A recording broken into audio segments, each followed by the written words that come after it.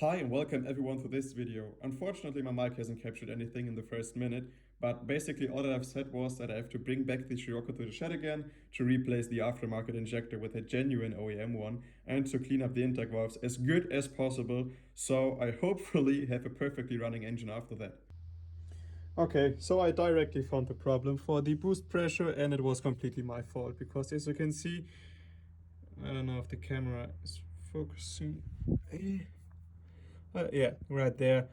I ripped the socket from the wiring when I tried to remove the boost pipe for the first time.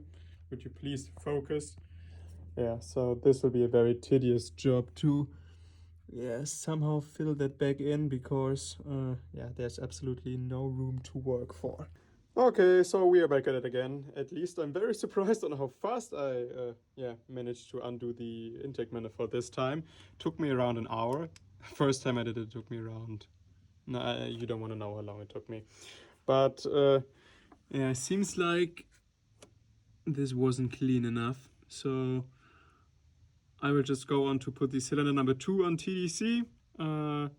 Flood it with some carburetor cleaner, let it sink in for a few minutes, and then I will try to brush everything of this residues off. Okay, just by the way, my weapons of choice are this bundle of cable ties right here, this old toothbrush, and this casual vacuum cleaner where I attached some straws at the front so I can suck out all the yuck from the intake valves. I know it doesn't look like it, but it took me around an hour to get the valves as clean as they are right now. And I hope that when the valves were the problem should be solved because they're looking so much better than the other 3 cylinders. Okay, so let's get everything back together and let's see. Okay, so it took me around an hour, but now she's finally back together for the second time. And my lamp dies all the time. All I have left to do is put the coil packs back in and then, let's see if she starts. And obviously, more important, let's see if she starts and runs without any kind of misfire. I don't want to have misfires anymore. Okay, seems like we finally have a happy end. There are no misfires at all. And I've let her idle for around 5 minutes now. Also, I can tell that the throttle response is way better and the car starts way better than before. So oh my god, I'm so happy this is finally over. Oh my gosh. Okay, I don't know if you can hear it on the camera, but she's running completely calm, super smooth, no misfires. I'm pretty sure when you will drive her she will run still a little rough because of my broken boost pipe sensor, but I will fix that as well and then she will be good to go. Okay, I've let her warm up now, so oil is on temperature. Listen to this.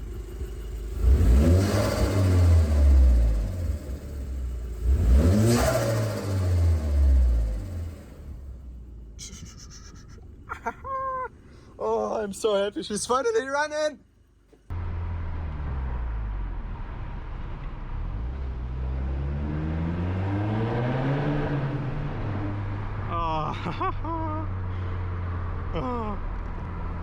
Okay, so I've driven the car now for around, I would say, a week or a couple of 100 kilometers, and the car is running perfectly fine. Crisp gear shifts, engine is running completely smooth. There is a misfire once in a while, but I really think that those misfires are negligible because, especially for a car with a non-stock exhaust system, it's usual that the ECU somehow doesn't know how much fuel it should inject, because with this car has an aftermarket downpipe fit to it, which means that I have to, listen.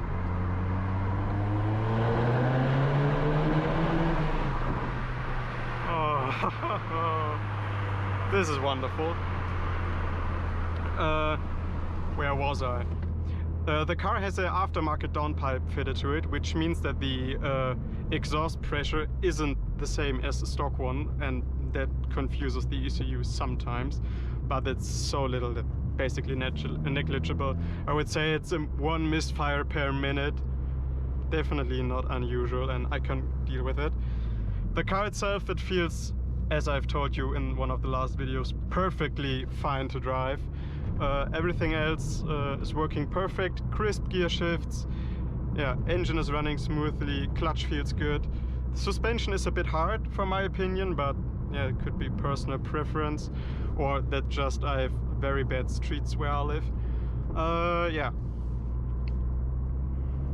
The only thing I don't like, and I think is also the cause why I won't keep the car for long, is it's only front wheel drive. And in Germany, 1 or 3 days the streets are wet and you can't put down the power on the street, like really.